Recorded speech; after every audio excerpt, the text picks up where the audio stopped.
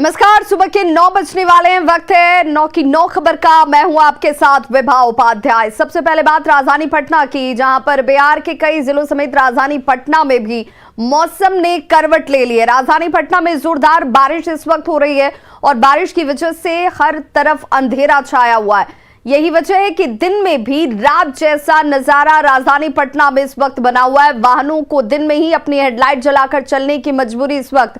तस्वीरें आपके TV screen पर देखें। इस ठंड के मौसम में बारिश हो रही है और बारिश ने लोगों की मुसीबतों को बढ़ा दिया है। ठंड बढ़ गई है। पटना से मौसम के हाल की जानकारी दे रहे हैं न्यूज 18 संवाददाता आनंद अमृतराज।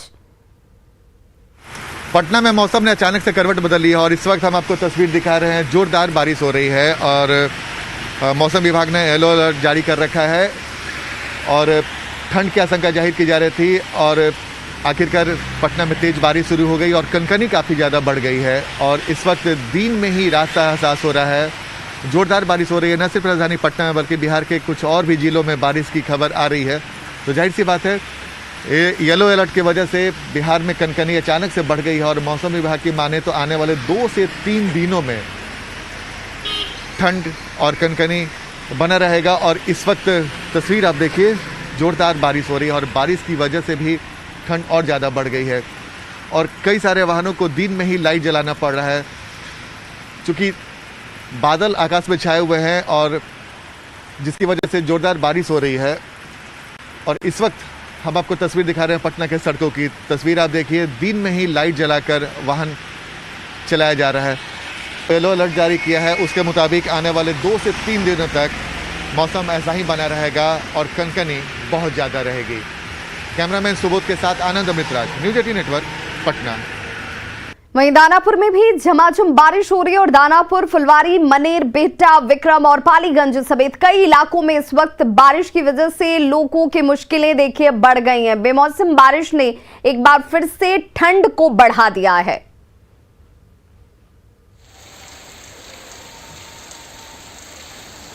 तो बिहार में मौसम का मिजाज अचानक से बदल गया है। मौसम विभाग ने बिहार में येलो अलर्ट जारी किया हुआ है और पटना से मौसम के बदलाव की पूरी जानकारी दे रहे हैं संवाददाता आनंद अमृतराज।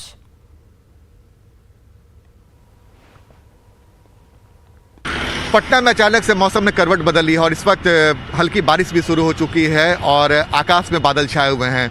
और सिर्फ राजधानी पटना की बात नहीं करें, बिहार के कई जिलों में बादल छाए हुए हैं और शीतलहर चल रही है और मौसम विभाग ने येलो अलर्ट जारी किया है, यानी कि अभी ठंड और बढ़ने की पूरी संभावना है। और जाहिर सी बात है, इस वक्त शीतलहर का आलम यह है कि दिन में ही अंधेरा छाया हुआ है, आकाश में चारों तरफ बादल छाए हुए हैं और हल्की बूंदाबांदी की वजह से कनकनी बहुत ज़्यादा बढ़ गई है और ठंड और बढ़ने के ही आसार मौसम विभाग ने जताए हैं।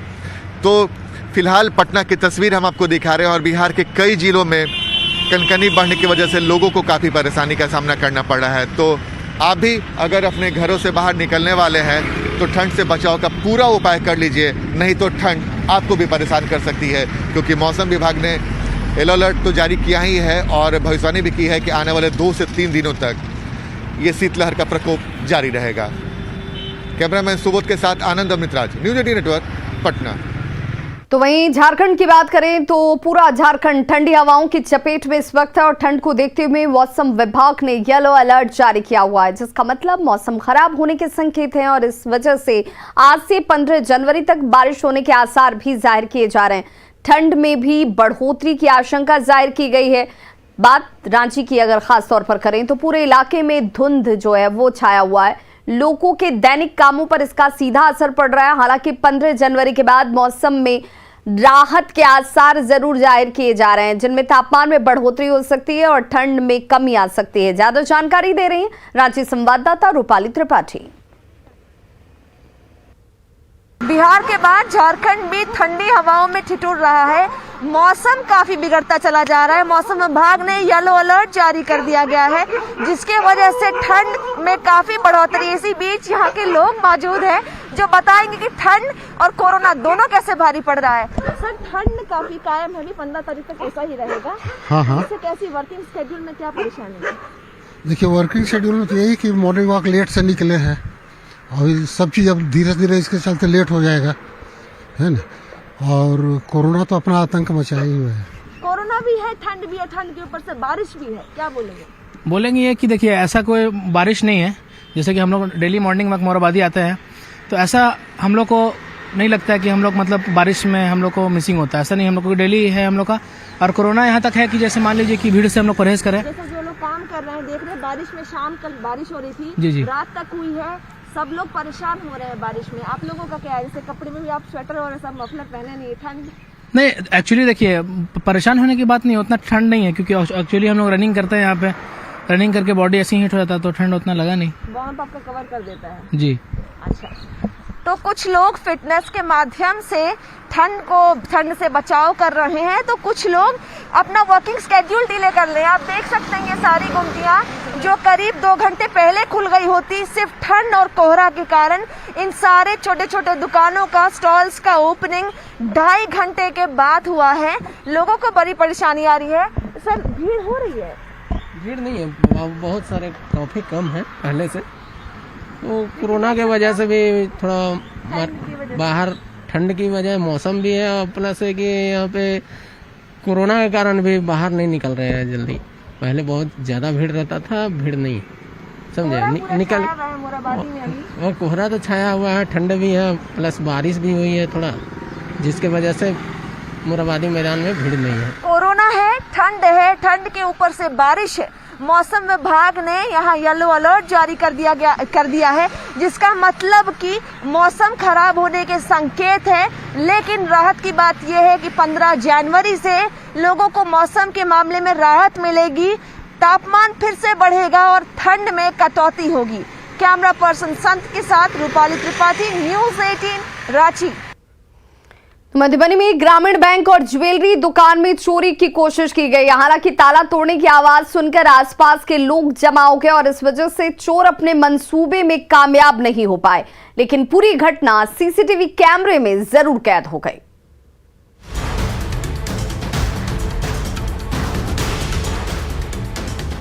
सर्द रात में जब पूरा रहिका गहरी नींद की आगोश में है तो आधी रात के 2 नकाबपोश अपराधियों ने दबे पांव रहिका के सबसे बड़े मार्केट में धावा बोल दिया।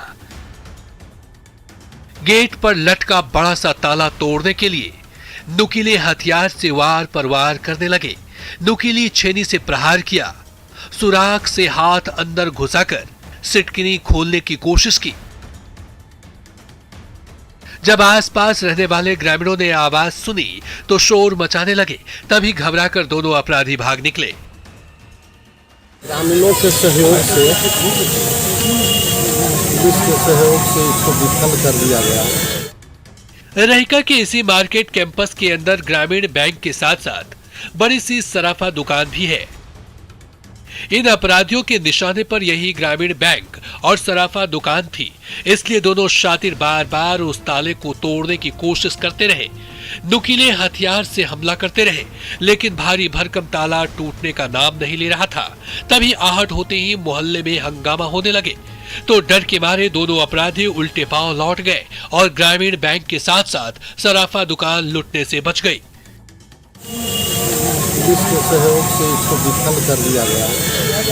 ग्रामीणों का भरपूर सहयोग रहा, जिसके चलते ये घटना टली। मतलब बहुत बड़ी घटना। ये दोनों शातिर ग्रामीण बैंक और सराफा दुकान से माल चुराने में तो नाकाम रहे, लेकिन दोनों की तस्वीरें सीसीटीवी कैमरे में जरूर कैद हो गई। इन्हीं तस्वीरों के जरिए मधुबनी पुलिस इनकी सरगर्मी से तलाश कर रही है। अमित रंजन, न्यूज़ 18 मधुबनी। पश्चिम चंपारण में अतिक्रमण हटाने के दौरान जमकर हंगामा हुआ और अतिक्रमणकारियों ने प्रशासन की टीम पर ही हमला कर दिया। घटना भारत नेपाल सीमा पर स्थित इनरवा की है। 6 जनवरी को अतिक्रमण हटाने के लिए नोटिस दिया गया था, जिसके बावजूद अतिक्रमण की जमीन को खाली नहीं किया गया। टीम जैसे ही मस्जिद के पास पहुंची और ईदगाह की 4 दीवारी तोड़ने लगी, वैसे ही पथराव शुरू कर दिया गया, जिसके बाद प्रशासन की टीम को वहां से लौटना पड़ा। अतिक्रमण का काम फिलहाल रोक दिया गया है। घटना के बाद इलाके में कई थानों की पुलिस कैंप कर रही है और पथराव करने वालों की पहचान की कोशिश जारी है।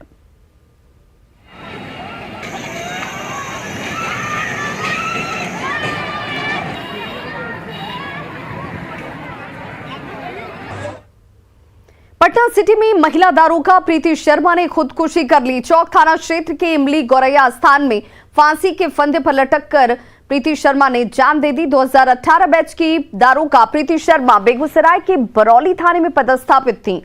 अब तक खुदकुशी के पीछे के कारणों का खुलासा नहीं हुआ है, लेकिन पति रोशन सागर के साथ पारिवारिक कलह की वजह से खुदकुशी की आशंका जाहिर की जा रही है। रोशन से प्रीति ने प्रेम विवाह किया था, लेकिन शादी के बाद दोनों के बीच संबंध अच्छे नहीं थे। फिलहाल पुलिस इस मामले की जांच में जुटी है।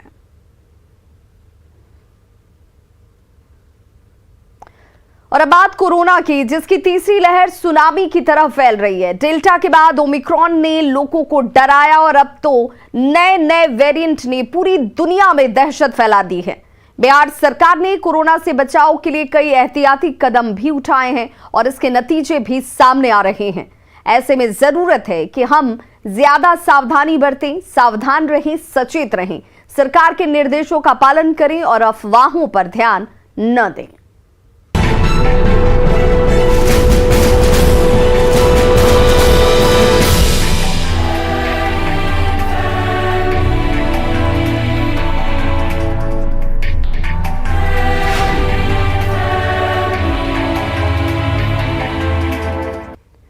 तो बिहार में कोरोना के मामले लगातार बढ़ रहे हैं और पिछले 24 घंटे में 5,908 कोरोना मरीज मिल चुके हैं, जिसके साथ राज्य में अब एक्टिव मरीजों की संख्या बढ़कर 25,051 हो गई है। पटना में सबसे ज्यादा 2,202 कोरोना मरीज मिले हैं। वहीं बिहार में रिकवरी रेट भी घट रहा है। अब ये रिकवरी रेट घटकर 95.08% तक जा पहुंचा है।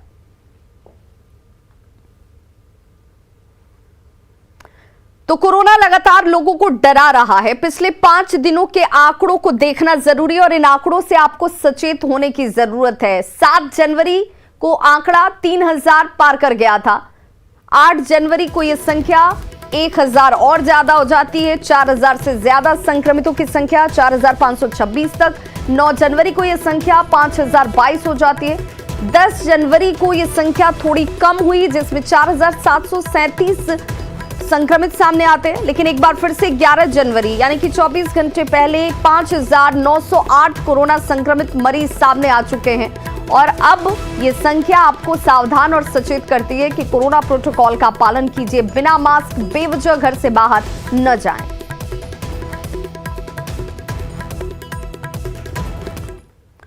और अब बात झारखंड की, जहां राज्य में पिछले 24 घंटे में 4,719 कोरोना मरीज सामने आए हैं, जबकि 4 कोरोना मरीजों को अपनी जान भी गंवानी पड़ी है।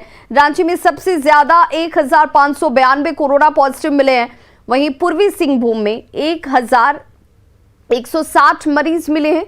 इसके साथ ही राज्य में एक्टिव केस की संख्या 29,042 हो गई है। तो झारखंड में पिछले 5 दिनों के कोरोना मरीजों की बात अगर करें तो ग्राफिक्स के जरिए हम आपको तारीख दर तारीख वो हालात दिखा रहे हैं। कोरोना संक्रमितों की संख्या कैसे बढ़ती चली जा रही है। 7 जनवरी को यह संख्या 3,825 थी। 8 जनवरी को यह संख्या 5,081 तक पहुंच गई। 9 जनवरी को 3,444, जबकि 10 जनवरी को 4,482 कोरोना संक्रमित मरीज मिलते हैं। वहीं 11 जनवरी को यह संख्या 4,719 के तौर पर सामने आई है।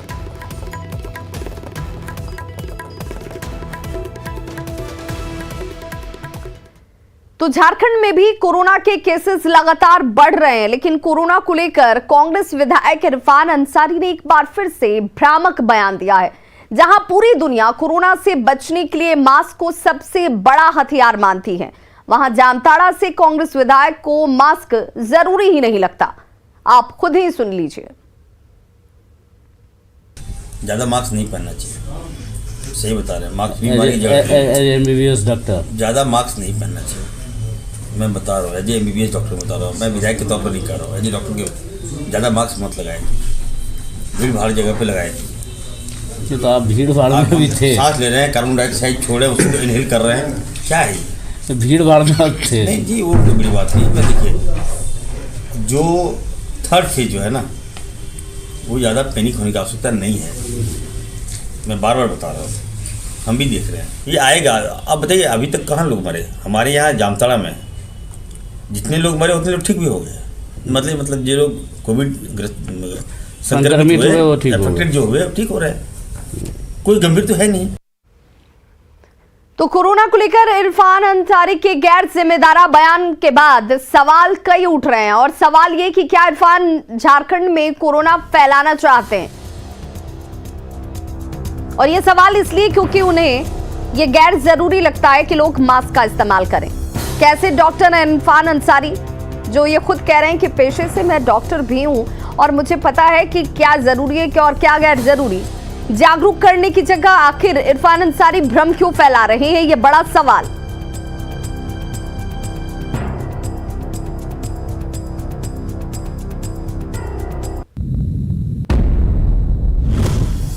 रांची के खादगढ़ा बस स्टैंड के पास रैन बसेरे में स्वास्थ्य विभाग की बड़ी लापरवाही सामने आई है। रैन बसेरे में शरण के लिए बुजुर्ग की तबीयत एक बिगड़ने के बाद संचालक ने स्वास्थ्य विभाग को कॉल तो जरूर किया, साथ ही एक नहीं कई हॉस्पिटल्स को भी संचालक की तरफ से फोन लगाया जाता है, फिर 108 नंबर पर भी कॉल किया जाता है, लेकिन कोई सुनवाई कहीं से नहीं होती है।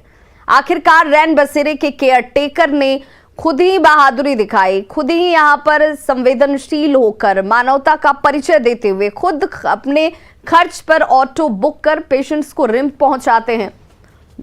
इस दौरान रैन बसेरे में 4 और शख्स कोरोना संक्रमण के दायरे में आ चुके हैं। ज्यादा जानकारी दे रहे हैं हमारी संवाददाता रूपाली त्रिपाठी। यहाँ पर करीब एक हफ्ते से जो रैन बसेरा में एक बुजुर्ग शेल्टर लेने आए थे, वो कोविड के लक्षण से अंदर बैठे हुए थे, कोविड के लक्षण के साथ अंदर बैठे हुए थे शेल्टर होम में। और यहाँ के लोगों ने कई तरीके से हेल्थ विभाग को अप्रोच किया, लेकिन कोई भी मदद के लिए आगे नहीं आया। इस बारे में हमें और जानकारी देंगे यहाँ के केयर टेकर हमारे साथ मौजूद है। क्या नाम है सर? जी, मिथिलेश करमाली। यहाँ पे क्या करते हैं? यहाँ पे केयर टेकर है। क्या हुआ क्या है? वो बुजुर्ग व्यक्ति थे जो यहाँ बस स्टैंड में जो भीख मांगते थे, ठीक है, लगभग 1 सप्ताह से यहाँ कंटिन्यू आते थे, दिन में और रात सोते थे और दिन को चले जाते थे। तो उनको कोविड का लक्षण था, 1 हफ्ते से आप बता रहे बीमार थे, तो आपने उनको भर्ती करवाया, यहाँ पे रहकर बाकियों का जान जोखिम में पड़ा है, तो उसके लिए क्या किया है? जी, उनके लिए तो अभी देखे कि हल्का फुल्का जो है, मतलब बॉडी टेम्परेचर ज्यादा हो रहा था, तो उन लोग दवा भी हम लोग दिलवाए उनको, ठीक है, अपने स्तर से दवा भी करवाए, ठीक है। उसके बाद जो नहीं सुधरा तो हम लोग स्वास्थ्य विभाग को कॉल किया, तो क्या बोला स्वास्थ्य विभाग ने? स्वास्थ्य विभाग कॉल किए, 108 में कॉल किए हम लोग, तो वो नहीं आया।